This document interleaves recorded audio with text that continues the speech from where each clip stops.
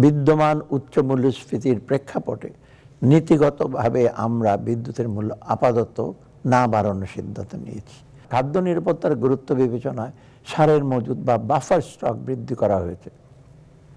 প্রিয় দেশবাসী, নাগরিকদের জীবনযাত্রার মান উন্নয়নের পাশাপাশি অর্থনীতিকে সচল রাখতে জ্বালানির পর্যাপ্ত সরবরাহ নিশ্চিত করা এবং একই সাথে তা যথাসম্ভব সাশ্রয়ী রাখা অত্যন্ত গুরুত্বপূর্ণ।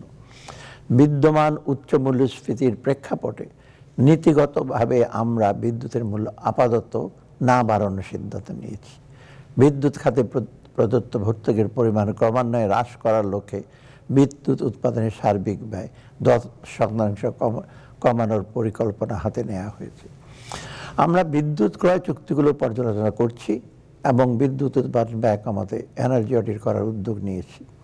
এই বছরের মধ্যে আভ্যন্তরীণ উৎস থেকে 648 মিলিয়ন ঘনফুট গ্যাস সরবরাহ করার এবং 2028 সালের মধ্যে স্থানীয় কূপ থেকে অতিরিক্ত 1500 মিলিয়ন ঘনফুট গ্যাস উত্তোলনের পরিকল্পনা গ্রহণ করা হয়েছে।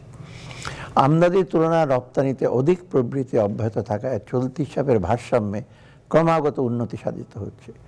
2025 সালের মার্চ মাসের শেষে চলতি হিসাবের ঘাটতি হ্রাস পেয়ে দাঁড়িয়েছে 0.66 বিলিয়ন মার্কিন ডলারে। তবে সরকারের ইচ্ছা সাধন নীতি চলমান থাকায় উন্নয়ন প্রকল্পের গতি কিছুটা স্লথ হয়ে পড়েছে এবং এর ফলে প্রকল্পগুলির জন্য প্রতিশ্রুত বৈদেশিক ঋণধারে ধীর গতি দেখা যাচ্ছে। তবে চলতি অর্থ বছরের জুন নাগাদ আমরা বিভিন্ন উন্নয়ন সহযোগিতার নিকট হতে আরও প্রায় 3.6 বিলিয়ন মার্কিন ডলার বাজেট সহায়তা পাবে মর্মে প্রত্যাশা করছি। প্রিয় দেশবাসী, মধ্যমেয়াদী অর্থনীতির গতি পুনরুদ্ধারের লক্ষ্যে কর জিডিপি অনুপাত বৃদ্ধির কোনো বিকল্প নেই। অথচ তুলনীয় অনেক দেশের চাইতে বাংলাদেশের কর জিডিপি অনুপাত উল্লেখযোগ্য পরিমাণে কম। রাজস্ব খাতকে আরও গতিশীল করতে এবং রাজস্ব আহরণের স্বচ্ছতা বৃদ্ধি করতে ইতিমধ্যে আমরা বেশ কিছু উল্লেখযোগ্য পদক্ষেপ গ্রহণ করেছি।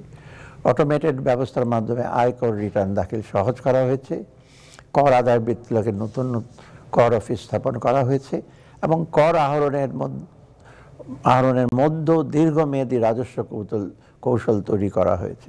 এছাড়া কর ব্যবস্থাপনাকে আরও কার্যকর এবং কর আদায়ের দক্ষতা বৃদ্ধির লক্ষ্যে রাজস্ব ব্যবস্থাপনাকে রাজস্ব নীতি হতে পৃথক করার লক্ষ্যে অধ্যাদেশ জারি করা হয়েছে।